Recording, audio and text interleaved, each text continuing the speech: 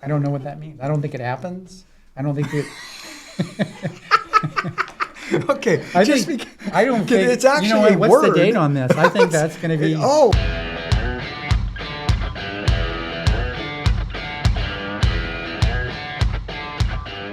Dana Hogle here. I'm with Mike Ward, the esteemed Mike Ward, best personal injury attorney you're going to find, period, end of story. And we've just decided, you know what, he's going to quiz the staff, which is me, because I'm basically his paralegal and servant. And I'm going to quiz him, and we both have utilized, show him what this is, the Black's Law Dictionary, and it's worn. He can only say that he has a Black's Law Dictionary at home. Mine's in the office. Mine's like worn through. So he's going to ask me a question that's in there, and then I'm going to see what, you know, the smartest fella I know can answer out of it. You know, one of the things that I want to see is if when you don't know the answer, I want to see how convincing you are that you do know the answer. We'll find out. Okay. I'm usually that way anyway. All right. Ready? Yes, sir. Let's go. Post-nuptial. What does post-nuptial mean? Okay, I'm going to get this one because it's a softball, but post-nuptial agreement is an agreement made after marriage between spouses as to if in the event they were to separate or get divorced, this is how things would go, and it's after marriage, which is different than a prenup. It's a post-nup. Boom! Nailed it. Made or occurring during marriage. Shoot. All right, watch this. Defeasible estate. I hated real property. That was like my downfall in law school. Defeasible. What is that defeasible estate? It is some kind of interest in real property. It doesn't sound like. It's got a special limitation, so I'm not going to give it to you, but it did have something to do with real property. You had that going for you. What gave that away? I don't get estate. Your turn. You can roast me on the next one. You got to hoodwink me better than that. Why do lawyers use stupid words like defeasible? Like, seriously, who in normal life says defeasible? Okay. That's a defeasible meal. I think a defeasible car. I think most lawyers, they get through law school and they have a lot of therapy to try to undo the things that real property, just real property Have alone. you gotten to intoxication yet? What is privity of contract?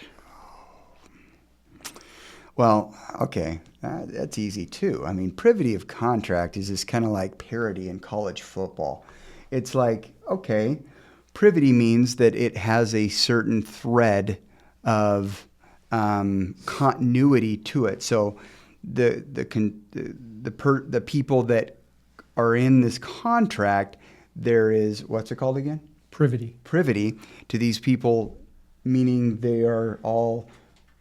Privity of contract is the relationship between the parties to a contract, allowing them to sue each other, but preventing a third party from doing so. That's exactly what you just said. You said part of this gig would be to be convincing. Fine, give me the book. Give me the book. Privity of... Okay. That was a good one, though. Okay. All right. Probative. Should we call your wife and see if she knows what this means? Boy, ain't no way, boy. So when something is probative, it has the ability to prove a point. You used the right word in the first sentence of this thing. You're hitting that right on the head. I mean, it says tending to prove or disprove. So probative. I mean, just does it matter or doesn't it? That was a good answer. Yeah, ding. You get Bing. big ding for Mikey. Okay, malicious prosecution. Oh, this is when the sons of batches at the state maliciously go after somebody because they have an axe to grind or a bone to pick, and it's deemed malicious, meaning that they're doing it from a deprived situation or a deprived heart, meaning they have an evil mind going after these people or bad intentions. Not bad. It's the institution of a criminal or civil proceeding for an improper purpose and without probable cause. Let's say you. I'm gonna give myself a point on that one. Give you a ding there. Because I like the fact that I call them sons of batches. Oh, you'll like this. Okay. Repugnant. You know, you're not. Like I was waiting for that. When something is repugnant, it is off-putting. It is despicable. It is not attractive it is. What is it? What's the official? Inconsistent or irreconcilable with. Meaning it's inconceivable. Contrary. You keep using that word. To.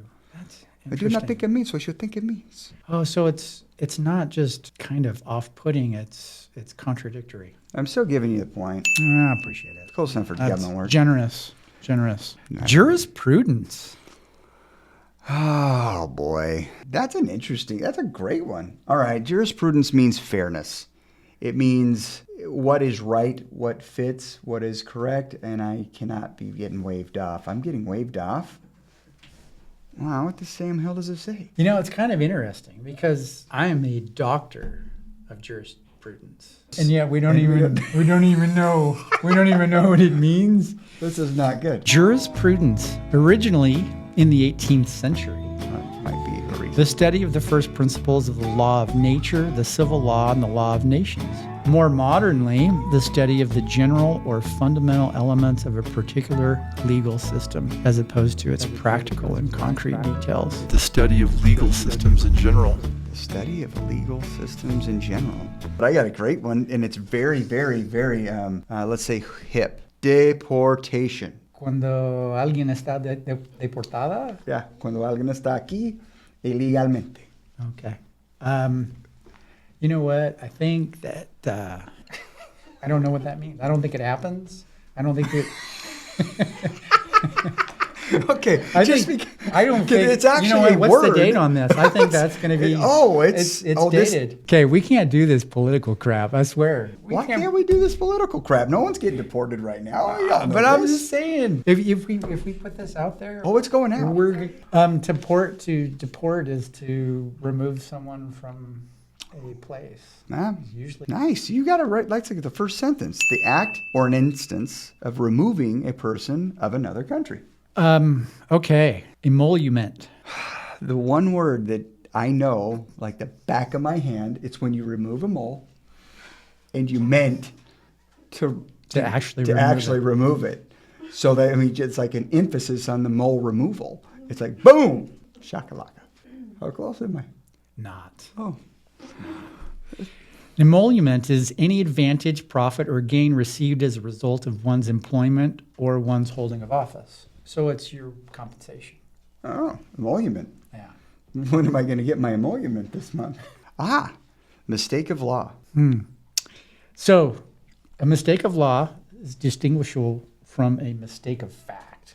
And a mistake of law is usually when the circumstance when you're talking about a mistake of law is when you're talking about you're at appellate court level and the Court of Appeal is made a mistake of law. You're at appellate court level. Made a mistake of law determination of whether or not the trial judge did it impact the outcome.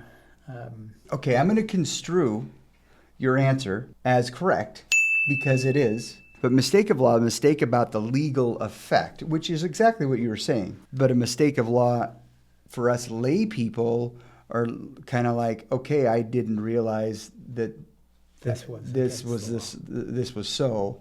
Lewdness. Oh, well, I wouldn't know much about this, although it does fall in the same category as crass, gross. First word. And so it would just be, it's lewd, meaning it's crass or gross or unsatisfactory, unsavory. Very good. Lewdness, gross, wanton, and public indecency that is outlawed by many state statutes. Thus saith the Lord.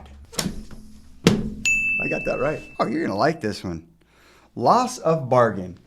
Not gain of bargain, not a bargain, loss of bargain. Yeah. What a bargain. So that's a loss of bargain is one of the remedies that you can obtain in a breach of contract suit. Some of the badge is almost exactly what this says. Yes. All right. I think I won, but we'll let them take score. I don't think it was close. You think you buried me that good? Innuendo. We're done. Thank you for watching. Hit that like button. Ring that notification bell. Subscribe. I love doing this. See you next time.